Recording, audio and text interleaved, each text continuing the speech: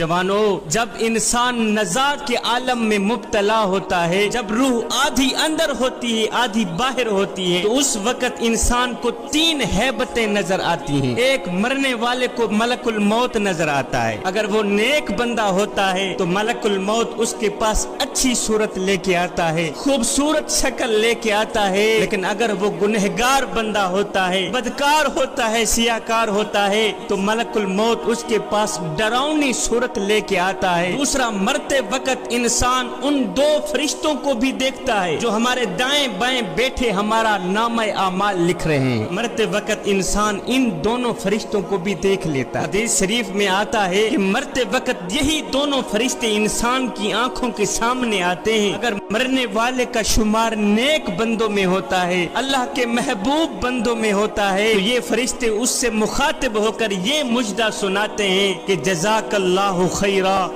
جزاک اللہ خیرا، اے مرنے والے خدا تیرا بھلا کرے، خدا تیرا بھلا کرے کہ ہمارے سامنے تو نے بہت سی بندگی کی ہے، تو نے اللہ کو بھی راضی کیا، اس کے رسول کو بھی راضی کیا، راتوں کی تنہائیوں میں اٹھ اٹھ کے قرآن پڑھتا رہا، اللہ کو راضی کرتا رہا، اس کے رسول کو راضی کرتا رہا۔ اے اللہ کے نیک بندے خدا تیرا بھلا کرے۔ اور اگر مرنے والا نیک بندہ نہیں ہوتا، گنہگار ہوتا ہے، بدکار ہوتا ہے، سیاکار ہوتا ہے، تو یہی دونوں فرشتے اس سے مخاطب ہو کر کہتے ہیں اے نادان، لا جزاک اللہ خیرا، حق تعالی تیرا بھلا نہ کرے، نہ کرے، نہ کرے، اس لیے کہ تو نے ہمارے سامنے بہت سے گناہ کیے، بہت سی تقصیریں کی، مظلوموں پر ظلم کرتا رہا، غریبوں کا حق مارتا رہا، مسجد کے نزدیک نہ گیا، قرآن کے قریب نہ گیا، ساری زندگی شیطان کی پوجا کرنے میں گزار دی، ساری زندگی غفلت میں گزار دی۔ اے مردود انسان، خدا تیرا بھلا نہ کرے، خدا تیرا بھلا نہ کرے۔ میرے حضور علیہ الصلوۃ والسلام نے فرمایا کہ مرتے وقت انسان کو یہ بات معلوم ہو جاتی ہے کہ اس نے جنت میں جانا ہے یا جہنم میں جانا ہے، اس کا ٹھکانہ جنت ہے یا دوزخ ہے۔ جو شخص نیک ہوتا ہے، متقی پرہیزگار ہوتا ہے، تو اسے ملک الموت کہتا ہے کہ اے خدا کے دوست، خدا کے حکم سے میں تجھے جنت کی بشارت دیتا ہوں۔ اور اگر کوئی گنہگار بندہ ہوتا ہے، سیاکار بندہ ہوتا ہے، تو ملک الموت اسے کہتا ہے کہ اے خدا کے دشمن، میں خدا کے حکم سے تجھے دوزخ کی بشارت دیتا ہوں۔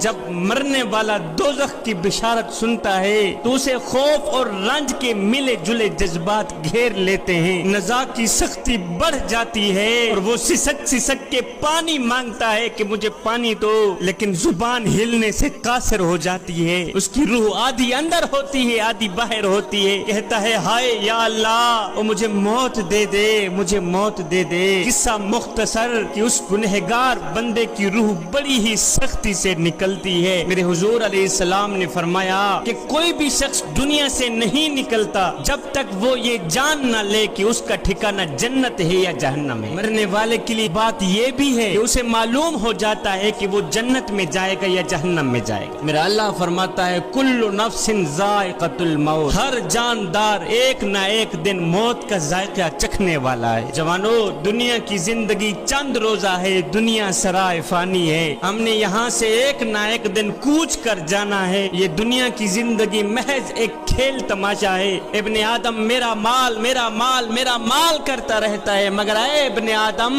تیرا مال صرف وہی ہے جسے تو نے کھا کر ہضم کر لیا، تیرا مال صرف وہی ہے جسے تو نے پہن کر بوسیدہ کر دیا اور صدقہ دے کر ساتھ لے گیا، بس یہی تیرا مال ہے۔ میاں، زیادہ ہائے ہائے کرنے کی کوئی ضرورت نہیں ہے۔ میرے حضور علیہ السلام نے فرمایا مجھے دنیا سے کیا سروکار۔ دنیا کی مثال تو ایسی ہے جیسے کوئی سوار گرمی کے دنوں میں سفر کرے اور کسی درخت کے سائے میں کچھ دیر آرام کرنے کے بعد سوار ہو کر چل دیے۔